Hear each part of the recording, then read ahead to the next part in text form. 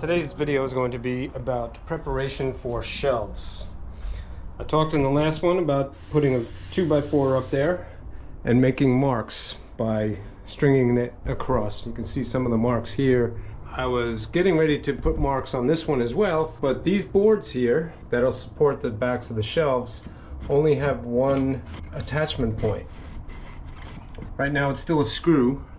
That eventually is going to turn into a nut and bolt on the outside, which is why the spacing is kind of wonky. I started off the same distance from the front as the back over there, and then went about 16 inches, I think it was, and made a hole. On the outside of the truck, you're going to see equally spaced heads of bolts.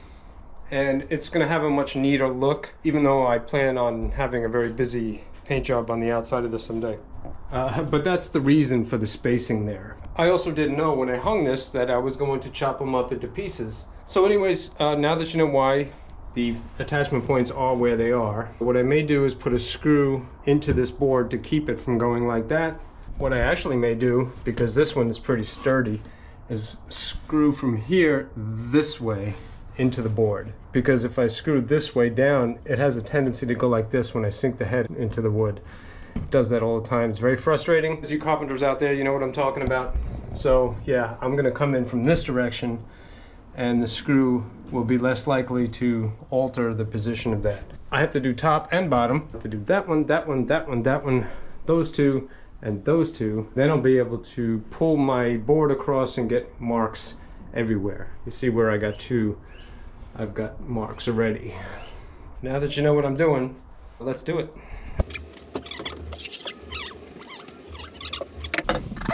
Now, from here back, this is going to be an enclosed area with a face and cabinets, and so I don't have to worry about adding a shelf back here, not just yet. That being the case, I can drill right from here through, and that's nice and easy.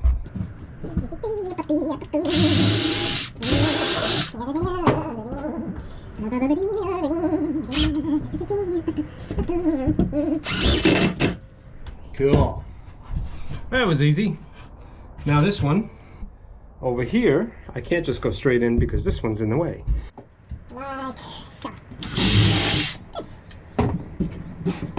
Now when I eventually put a shelf on here, the shelf is really going to tie that together and not allow it to move.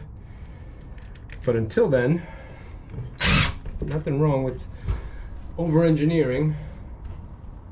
That is my nature, actually. Good. Cool.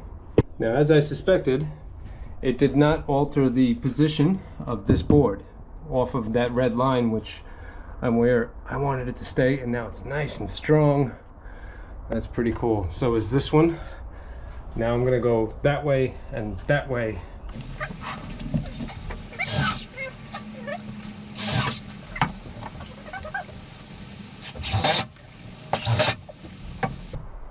Yeah, buddy. Halfway done with this side, because there's only these two here that have one fastener. So I'll go ahead and I'll attach those. I'll do the same thing to the other side, and we'll be ready to mark our shelf locations.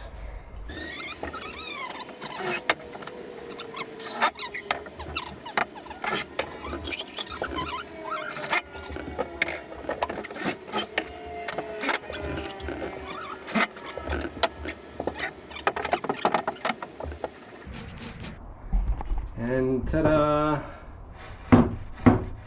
Yeah, that's your home. Now I'll slide this across.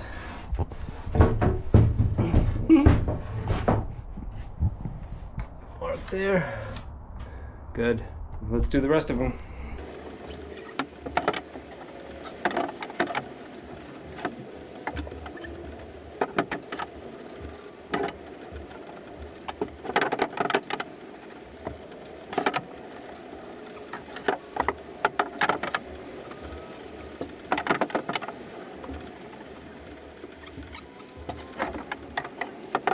Okay, now marks are, except on the very front, I may very well extend the shelf a little bit further I'm not sure about that yet, but I definitely know that there's going to be shelf supports here.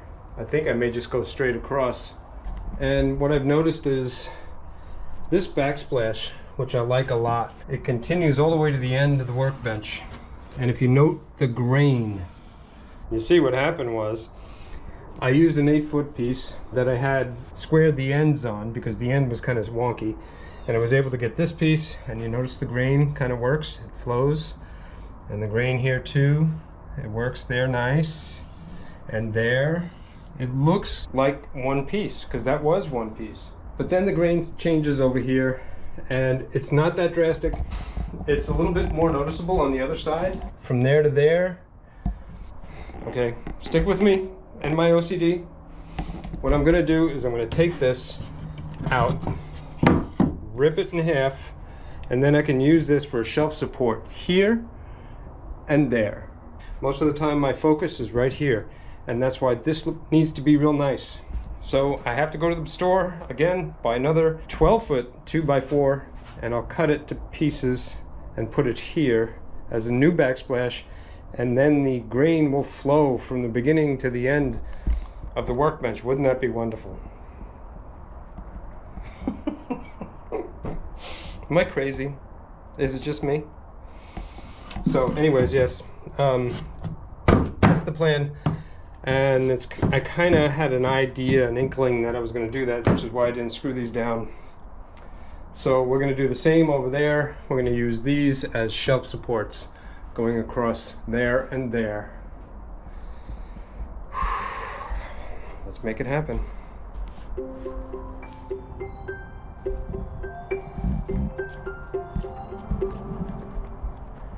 Well, the day is getting long. It won't be long before the sun is down. It's getting to the point where it's staying light longer too, so it's actually too late for me to take out the saw and start making a lot of noise. So I'm going to do something quiet, like caulk this seam right here. One of the things I noticed on the inside is I've been looking and looking and looking for leaks, and I don't see any. However, right here, you can see in between this piece of metal and what used to be very stiff. So water, no doubt, is getting in there. I'm sure there's a way to cure that more permanently than what I'm about to do.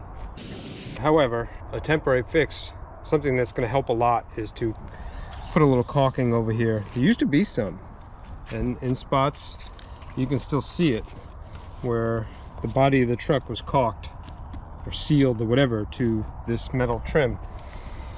So I'm not only going to put a little caulking around the bolts that I've added to the truck, but I'm going to add some right there and across the front. And yeah, we're going to try to make this thing a little bit more waterproof. And we're going to try to do this at this time of day when, you know, you don't need to be out here banging and screwing and carving and grinding, and I've done plenty of that recently. I try to do it at a respectful hour, so this will be nice and quiet. A little tip though, for this caulking job, I got painter's caulk so I can paint it when I'm done, but I'm going to use a ratchet style caulk gun. See the little notches in this? When you squeeze the trigger and the notches are facing up, nothing happens. When you twist the handle so that the notches are facing down, now the mechanism inside will grab it and move it forward. There are caulk guns out there that just use kind of friction, and you'll notice that this long shaft right here is perfectly smooth and doesn't have these little notches. Those tend to slip, and they don't have near the power as a ratcheting caulk gun. Anybody out there, painters, you want to chime in on this? Because at my last job, sometimes I'd go through cases of caulking in one day. It was all over me, my clothes, my tools. This thing, I've scraped most of the old caulking off of it. This is a razor knife that I used on that job, and it still has remnants from all the caulking that I used.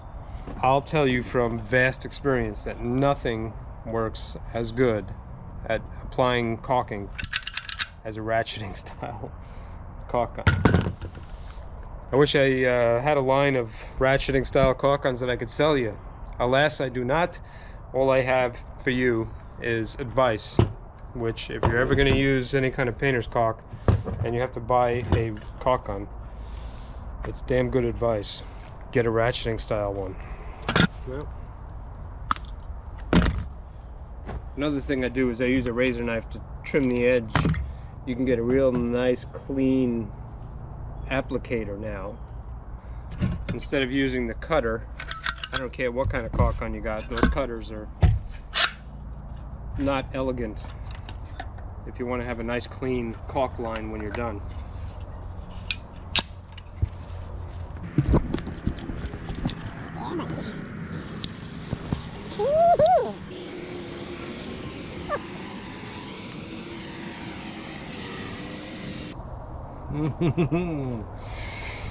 Laying out a nice bead of caulk. I don't know. Again, maybe I'm a little weird, but that to me is very satisfying. All right, I'm going to do the rest of the truck before the sun goes down, and tomorrow morning, unfortunately we're not getting to paint, but we are going to get to those shelves. Hi, Jabs. I know I can't pet you right now with my fingers because they're dirty.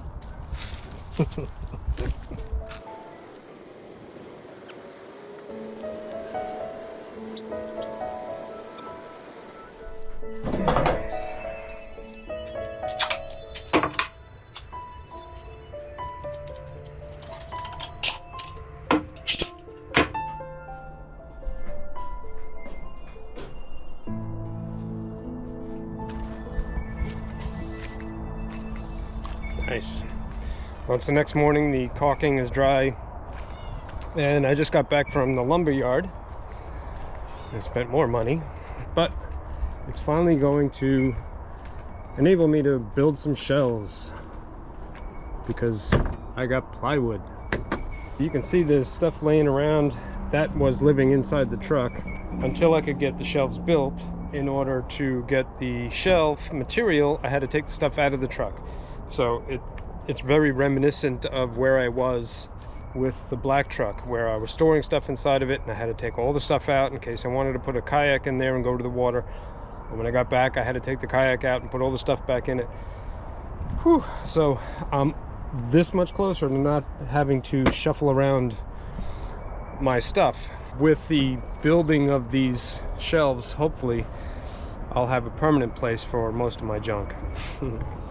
And yes, I did get 2x12s, and that's going to help make that continuity in the grain like I was talking about. So hooray for my OCD. Let's get to it. Well, another day begins of my exercise routine, what has become my exercise routine, the building of the workshop. Moving all this plywood and 2x4s and junk. My back was definitely getting better though, which is good. And everybody in the neighborhood seemed very interested in what was going to come next. Doves especially would look at me sometimes very critically. I don't know, something about them I don't trust. Anyways, there was no time for bird watching today. Today was about woodworking. Chopped up the first piece of plywood, and it only took 2 batteries to make one cut today.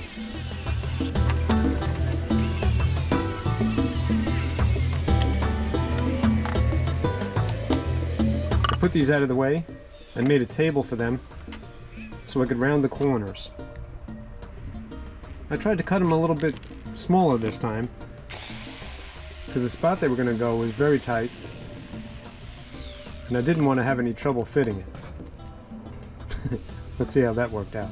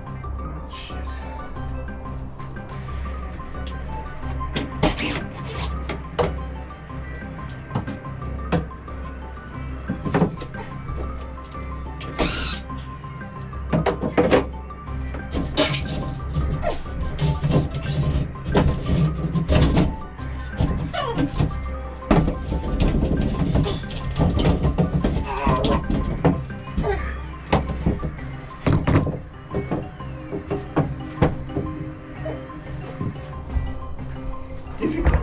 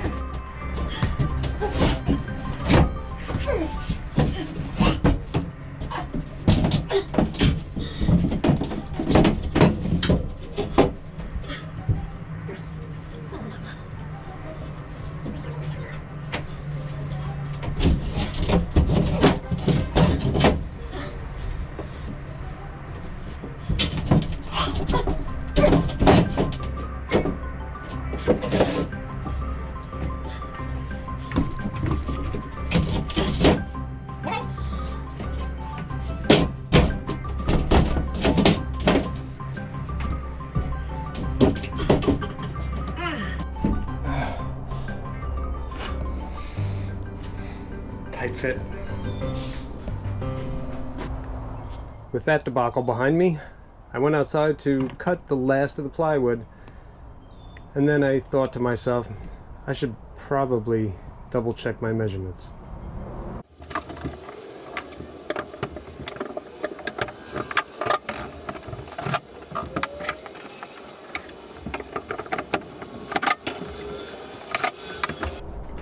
Alrighty.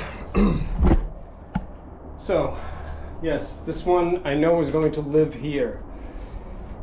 I have to add some braces. The 2x4 that was going across there is going to get ripped in half, and I don't need a full piece.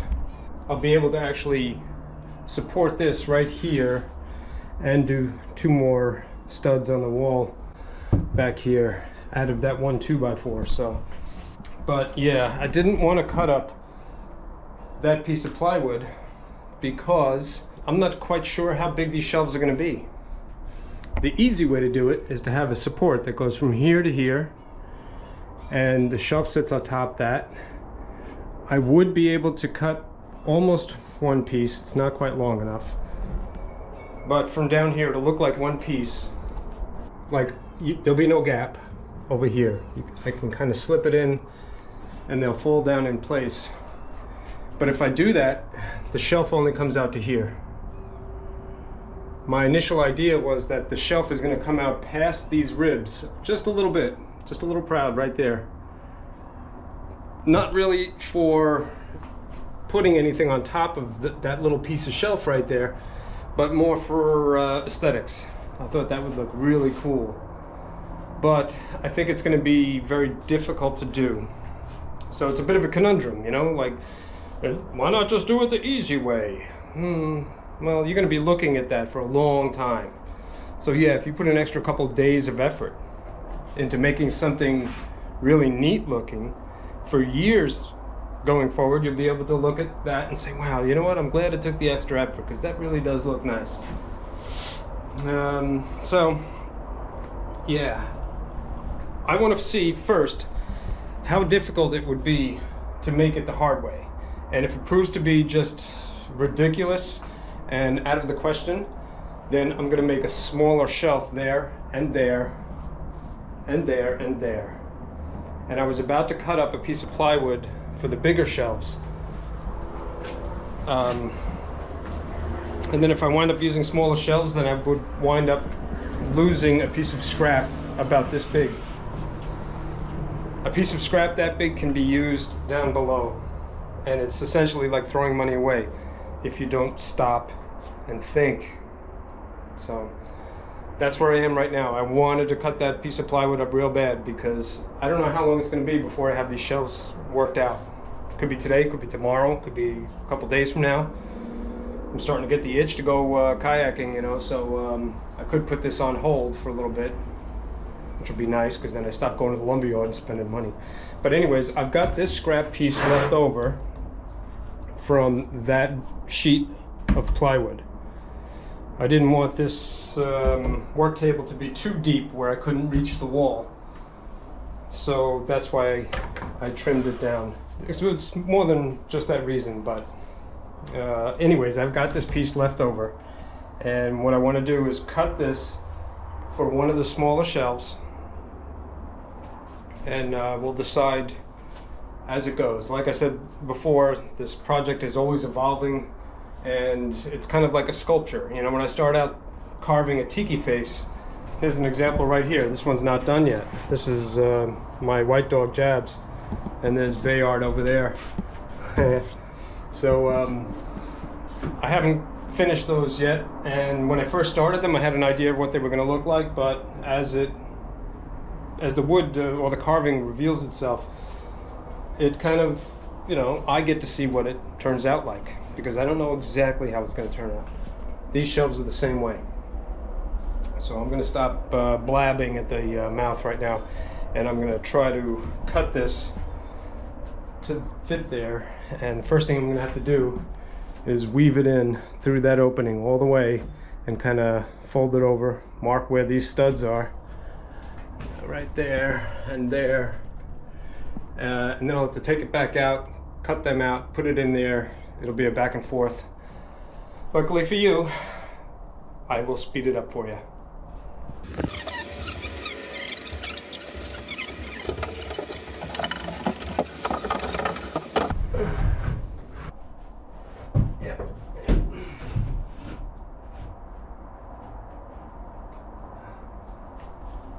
As I suspected, it was pretty easy to deduce with a tape measure, but this shelf, if it comes all the way to where the cabinet face is going to be, means that it is not long enough.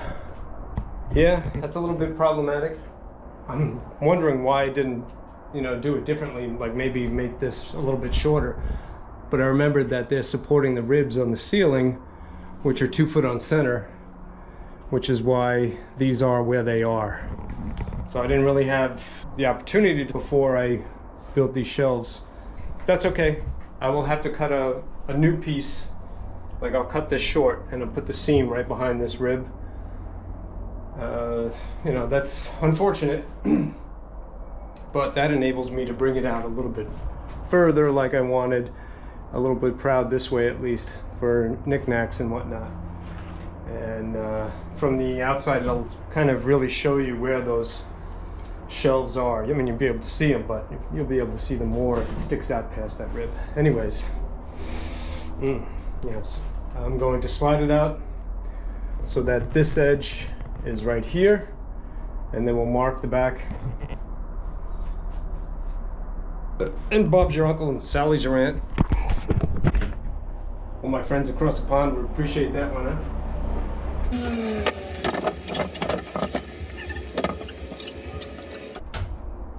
Good. Pencil. Good pencil holder. Things are starting to find a home.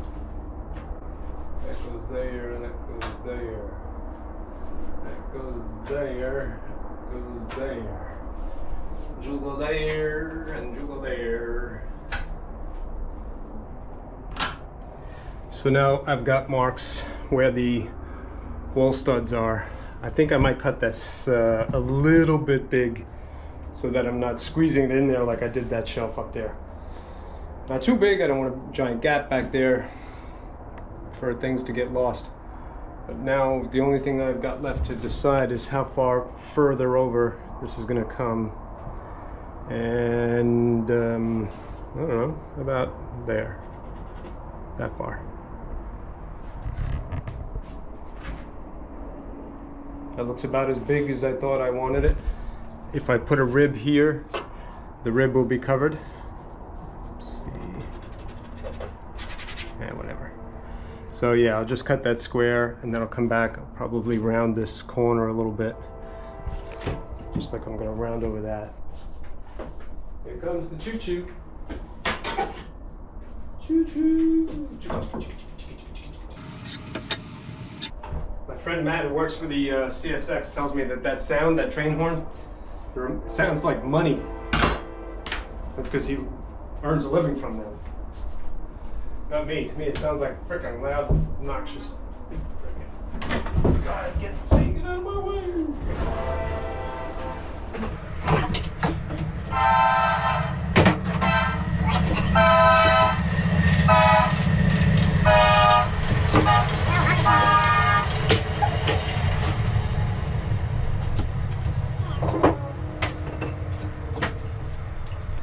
All right, here I've got a surrogate rib, right?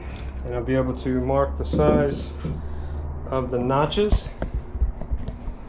I want the notch obviously to come out past that, so it'll slip in there.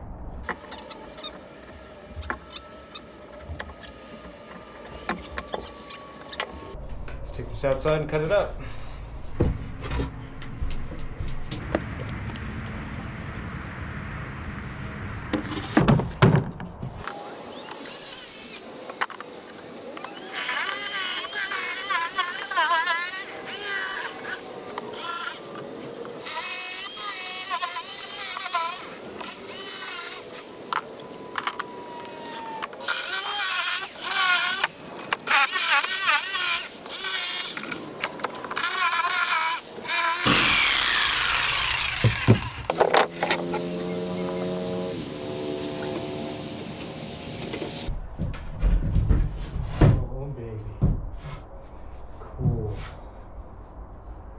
Yep. So this is where we're at so far. Notches are doing pretty good.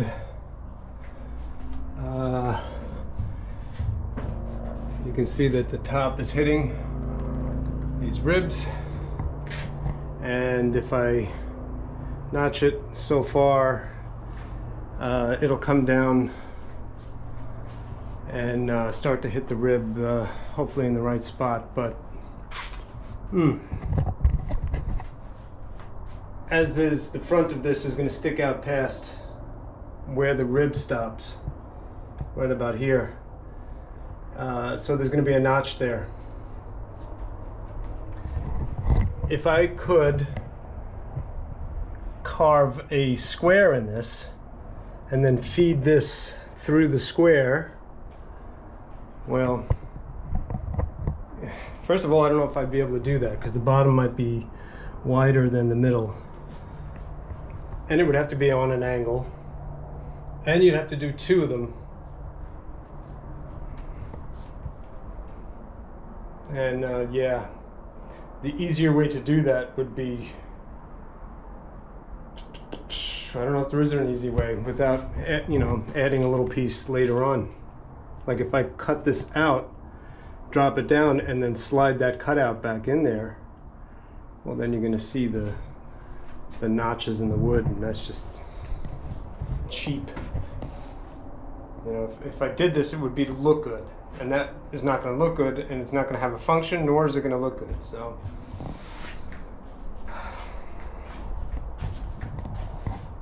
what I'm almost certainly going to wind up doing is I'm going to cut a notch for the ribs, get it down to where it wants to be, and then I'm going to trim this and have this stop shy of the ribs. Yep.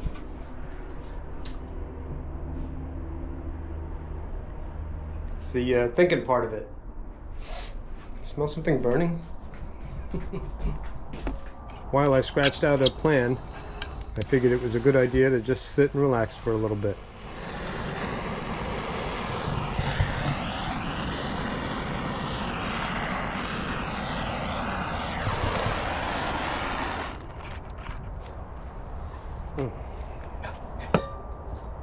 My friend recently, they saw me do that, and they were like, you might be a redneck if you start a fire with a propane torch. To which I responded, what better way is there?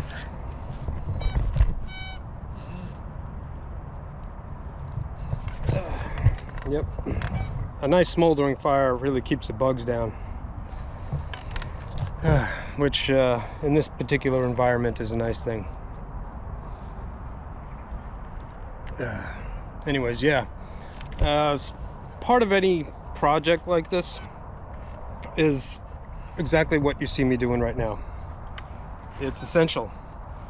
Whether or not you're sitting there by a campfire or just in your backyard, on your patio, in your workshop, whether you got a beer or a cigar or a glass of whiskey or whatever it is, you sometimes have to just stop and think. Especially when things start to run out of control. You may find yourself making a little bit of a mistake, and you're like, oh man, I need to slow down, or oh man, I'm falling behind, I need to speed up, and eventually that can lead to injury or even bigger mistakes. So I know a lot of people out there like to rush. I used to watch that show on Discovery, I think it was, with the Orange County chopper guys. Man, and Senior was always in a crazy rush, and they were always fighting, and the idea is you get a lot more done if you have a deadline and you got to push yourself, and that might be all well and true, but it's not the way I like to work. I value my fingers. I don't want to have an accident, and I certainly don't want to waste money or make some mistakes that I'm going to regret later on. Just because, oh man, I should have done this, should have done that. That happens anyways. But if I can prevent it by sitting down and taking it easy, don't threaten me with a good time. So here I am, just enjoying a fire. And there's got to be some of you out there who are nodding your head and going, yes, yes, yes. I fully agree with you, and sometimes you just have to walk away. Sometimes you come back the following day and a problem that seemed impossible the day before just kind of falls into place. So it's the magic of not pushing yourself too hard.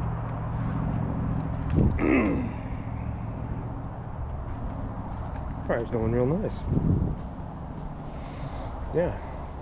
There's a cool breeze. Got a beverage in me. And maybe I just call it early today, put some of my stuff away. That's why I'm not operating equipment under the influence, right? We wouldn't want that. Yeah, maybe the solution for my shelf problem will come to me, and yeah, as soon as it does, things will move forward rather quickly. Hi, Jabs. Want to come in and take a look? Stay. What do you think? Ooh, where's the dog dish, Dad? Yeah, I think I'm gonna call this one early. Hey, Bubs, you wanna go sit by the fire? Yeah, too stuffy in here. We'll see you guys in the next one. Come on, kids.